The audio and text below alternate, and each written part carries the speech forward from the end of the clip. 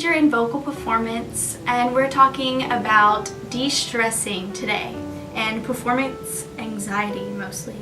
From a student's standpoint. Yeah, student's point of view. Do music students talk about their stress with one another, and does that conversation cross areas, or is it just singers with singers, pianists with pianists? I think it stays, for most people, I think it stays within area to area. Like, I talk to them about my stress all the time. Yeah. We're all singers. I don't necessarily talk to a lot of instrumentalists about stress, but that's only because they're not in a lot of my classes now. I'm at a level to where I'm really with all singers.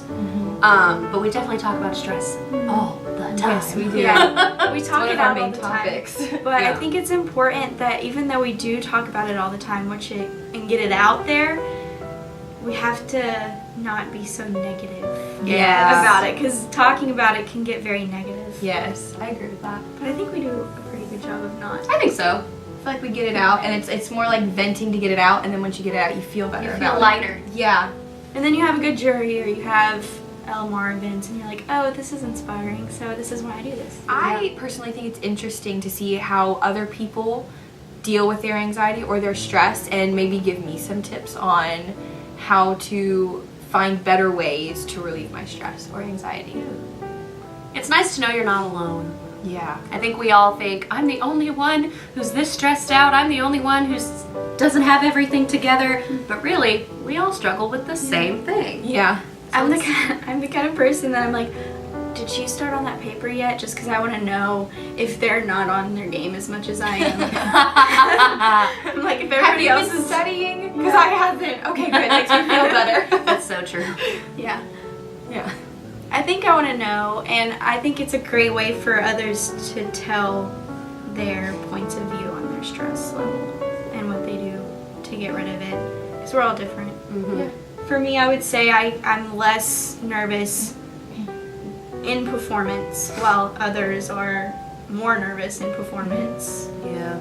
I'm opposite. I'm more nervous in performance. I'm totally relaxed in my lessons. See, I'm When I go to not. performance, I'm such a high-strung person. Yeah. For me, if I have anyone watching me, doesn't matter who it is, if it's not me, myself, in the practice room, I get nervous. Yeah. So, I think LMR could definitely arrange certain things to help the music department and other people around campus, because we partner with so many different departments on campus. It can help us create events or small little get-togethers to where everyone can get together and just let their stress out, be calm, feel like they're not alone, have fun, because it's always nice to give yourself a mental break. I'm maybe the biggest advocate of self-care and treat yourself ever.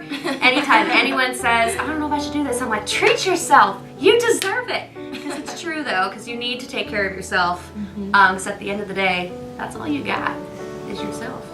So we are going to be addressing a component, an area of performing, I shouldn't even just say performing, an area of life that transfers to performing that is essential for the singer in the sense of de-stressing, being in the moment, listening to one's body, listening to one's self. It's something that nowadays I find more than ever people struggle with, especially young people, of knowing, what do I actually think? What do I actually believe? What actually works for me? Listening to my own voice as opposed to everyone else's voice on social media or the constant noise around us. So we have decided in our conversations to create a semester of events focusing on de-stressing. So in January, we are kicking things off with Metropolitan and La Scala opera star Callan Asparian. Callan is an exquisite artist and a beautiful person inside and out, and she has been truly honest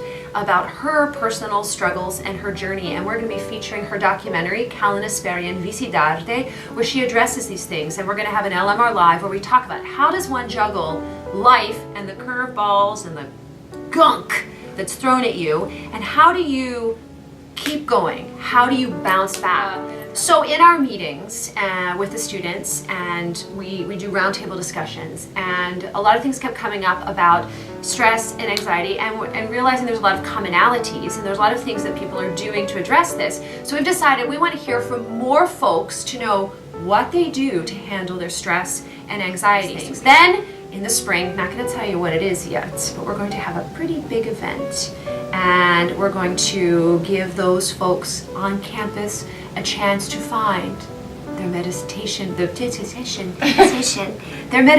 station via the Living Music Resource.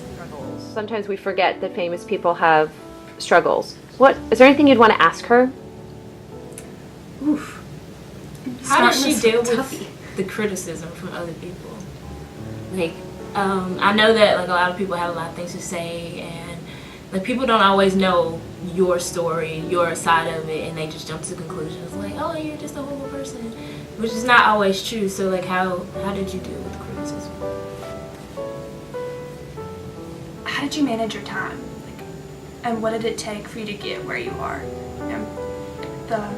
I think it's like the little stress at the beginning, like how did you manage all of that to finally get to be a Met and La Scala star?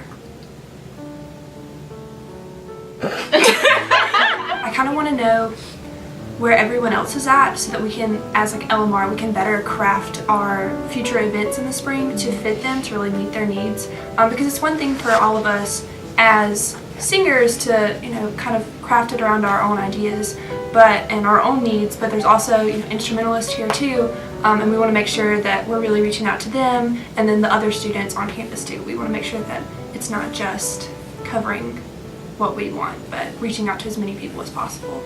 Yeah, and it'll be like really cool to kind of incorporate just some things that work for them.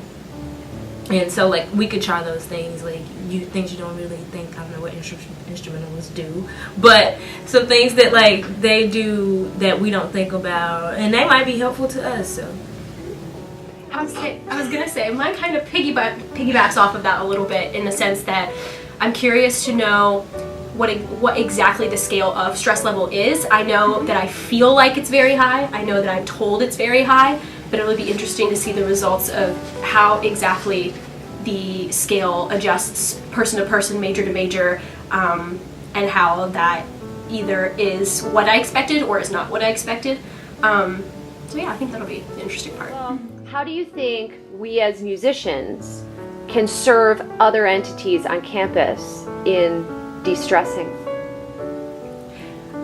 I think right off the get-go, music in and of itself is a very relaxing, especially maybe less so for music majors since we do it all day, every day.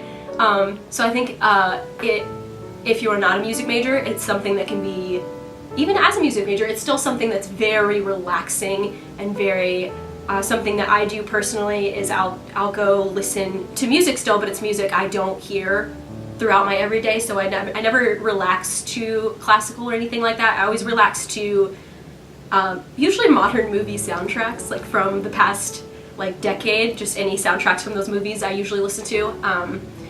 And I think it's important for music majors to also have stress relievers that are not music based, to kind of take a step back to not burn yourself out on music, so that you still have your love for it, even though it can be very, very stressful.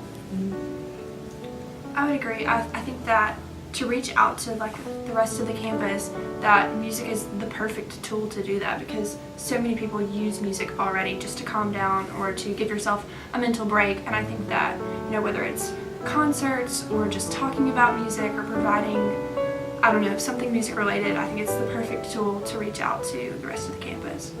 One thing I always try to remind myself when it comes to dealing with a very, very high stress level, and when I've thought forward to having students under my wing that I'm having to kind of watch over and teach, it's important to remember small victories, and it's important to remember that it doesn't have to be something crazy for it to be an accomplishment. It can be something very, very, very minute that is the biggest victory of that day, and just that happening is awesome and amazing. So like if maybe you've got a piece you're working on that's really, really, really hard and it's not where it needs to be, if you're doing like choir, for example, and then maybe they get like this one section right. Maybe the whole piece isn't perfect yet, but they finally conquer like this one little section of it.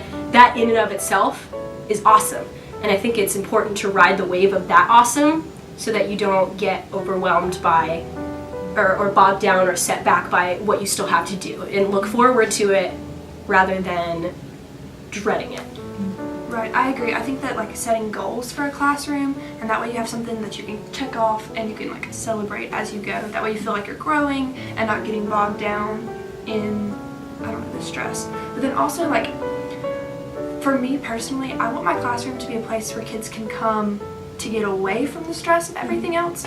Because as a music teacher, like we mentioned before, music is the perfect way to leave all of that behind. And I want it to be a place where kids can not so much de-stress, but where that anxiety is somewhere else, a place where you can find the joy and like the light in the world through music. So for me, I want to make my classroom a place that's positive and where they leave all the stress out the door.